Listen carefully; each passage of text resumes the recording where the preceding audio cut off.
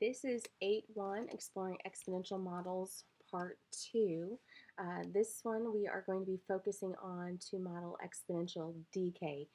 Very, very, very, very similar to growth. The only difference is instead of adding that rate to 1, you're going to subtract that rate from 1. So let's go ahead and get started.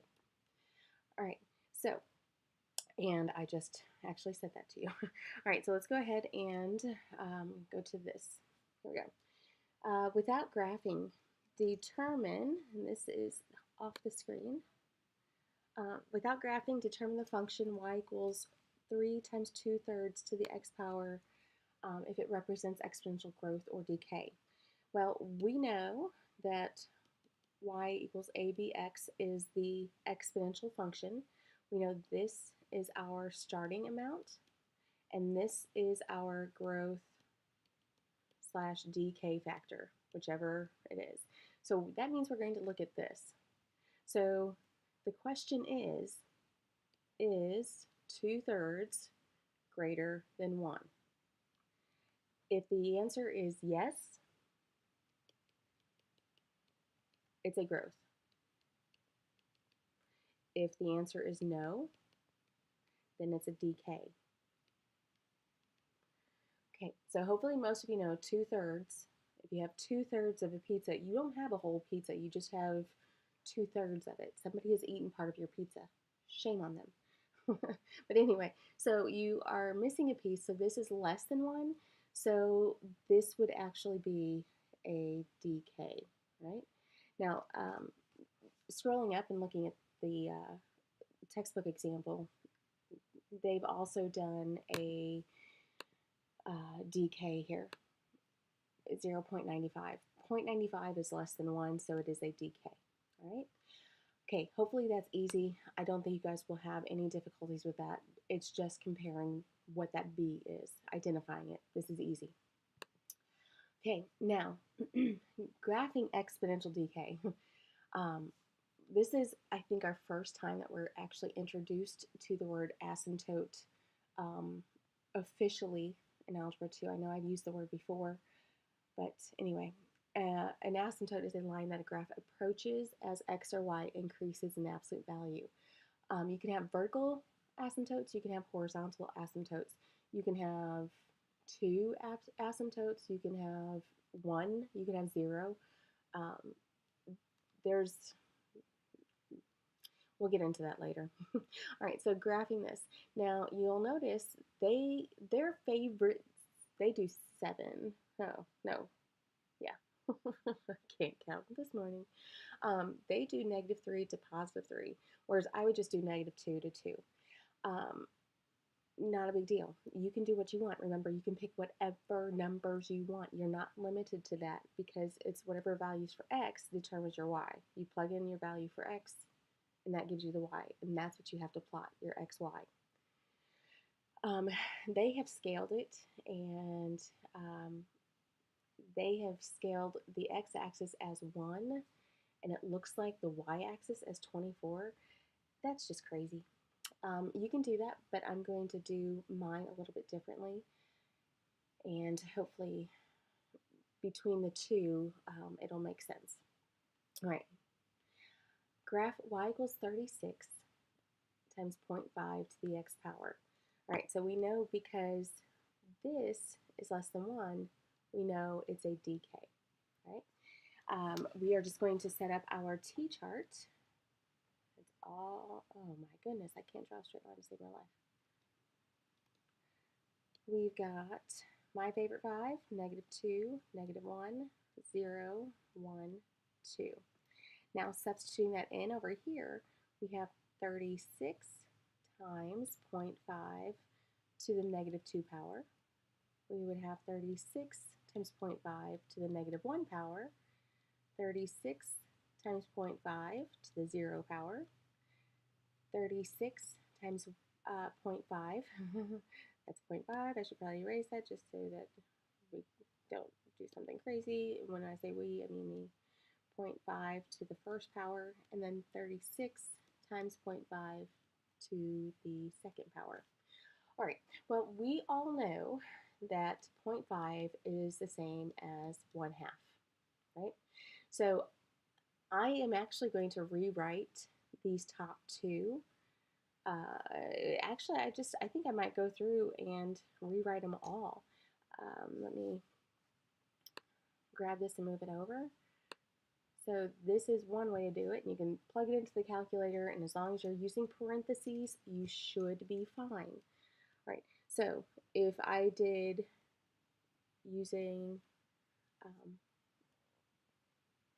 oh, that's much better, using 1/2, right? And over here, this one was using 0.5. Okay, -2, -1, 0, 1, 2. Now remember, this is YouTube, so you can fast forward or you can rewind whatever parts you don't want to listen to.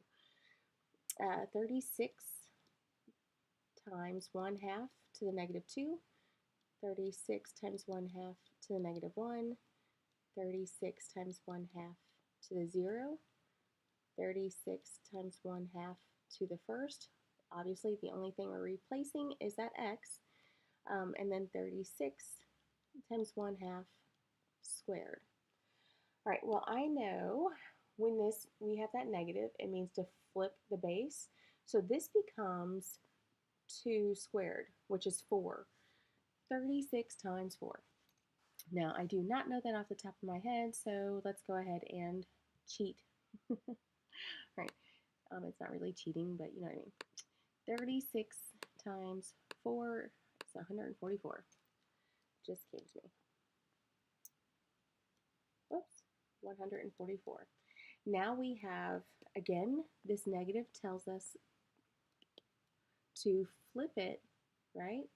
So we need to flip this, and this becomes 2 to the first power. 36 times 2 is going to give us 72.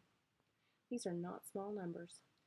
1/2 to the 0 is just 1, right? So anything to a 0 power is 1. So 36 times 1 is 36.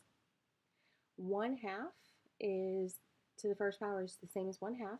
So 36 times 1/2, or you can say 2 goes into 36 8 times. 18 times. I wrote it down right, I just said it wrong. So there you go. And now we have 2 squared down here, so this is 1/4. 4 goes into 36 9 times. So there you go. There's our values. And by the way, these would be the same as these. These would give us the same answer. So like I said, it really just depends on what you want to do. If you don't have a calculator handy and you kind of want to get things set up, then I think doing this is the better method. If you have a calculator and you are good at using parentheses, you have to use parentheses. If you put 36 times 0.5, raise the -2 in there, it may or may not give you the right answer. You have to use parentheses when you're doing these things. All right, so now let's go ahead and sketch our, our exponential function. Obviously, our y values are huge, so I'm not going to really, ooh, wow, make a third or fourth quadrant because it's really not necessary. I don't have any negative y's. Let me try this again and hopefully a little bit better. Oh, much better. All right, so we've got our -2. I'm going to make these big. 1 and 2. Now, this irks me to no degree, but based upon these numbers, and since we're sketching this, I think the best thing to do would be to scale it by 36. I know, goes against everything in my body. Go over here, and we have 36, 72,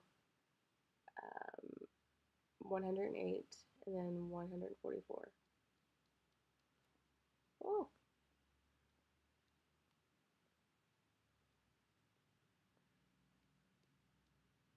okay. is a 4. Okay, so now let's go ahead and plot our points. We have -2, 144. -2, 144. -1 and 72. 0 and 36. 1 and 18. Well, that's going to be about halfway there. 2 is 9. Well, that's halfway between this one. And you could imagine that it just keeps decreasing by a half point, so it's going down that way. And oh, close enough. All right, so this would be our graph of 36 times 0.5 to the x power, and the question still remains, we want to identify the horizontal asymptote. Well, this graph is approaching the x-axis, so the horizontal asymptote, which we abbreviate as HA, is x, nope, is y equals 0. And that's it, okay?